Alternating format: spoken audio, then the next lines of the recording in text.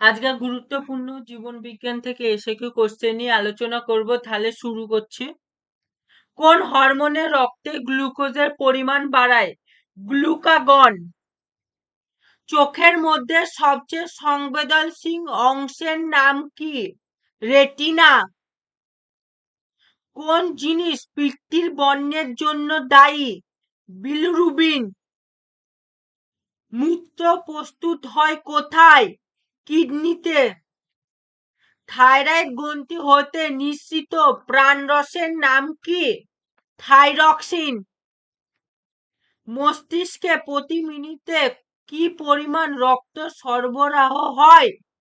350 millilitre.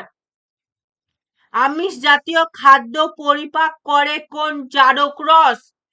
Pepsin. বহিকর্ণ ও মধ্যকর্ণের সংযোগস্থলে পদ্মাটির নাম কি? টিস্প্যানিক Padma.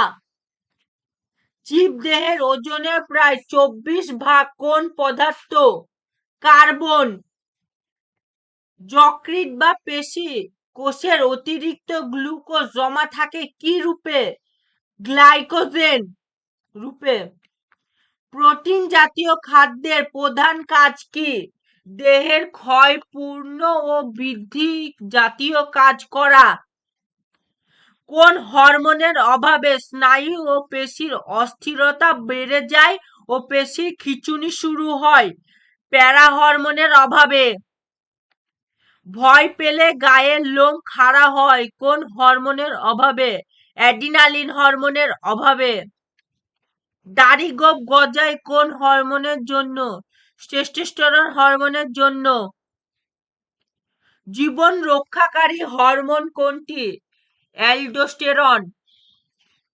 Phosphorus বেশি থাকে কোন অঙ্গে? অস্থিতে। খাদ্যদ্রব্য সবচেয়ে বেশি শোষিত হয় পৌষ্টিক নালীর কোন অংশে? ক্ষুদ্রান্তে। মহিলাদের পরিণত জনন কোষকে কি বলে? ডিম্বাণু। মানুষের কয়টি অস্থি থাকে? 24টি।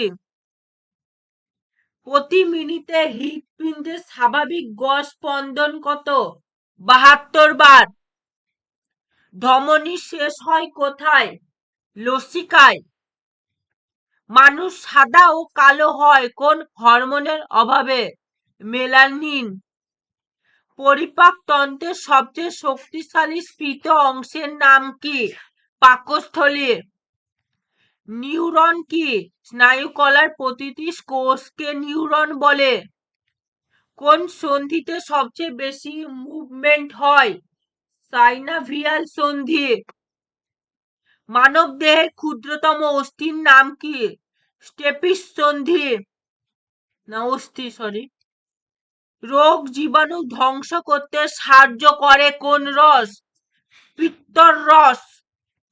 মানব দেহের রক্ত সঞ্চালন চক্র আবিষ্কার করেন কে? William Harvey. কোন অ্যাসিড মানব দেহে অপেক্ষাকৃত বেশি পরিমাণে আছে? HCl। থাইরয়েড গ্রন্থি হতে নিঃসৃত প্রাণরসের নাম কি? থাইরক্সিন। জীবদেহে ওজনের প্রায় 24 ভাগ কোন পদার্থ? কার্বন।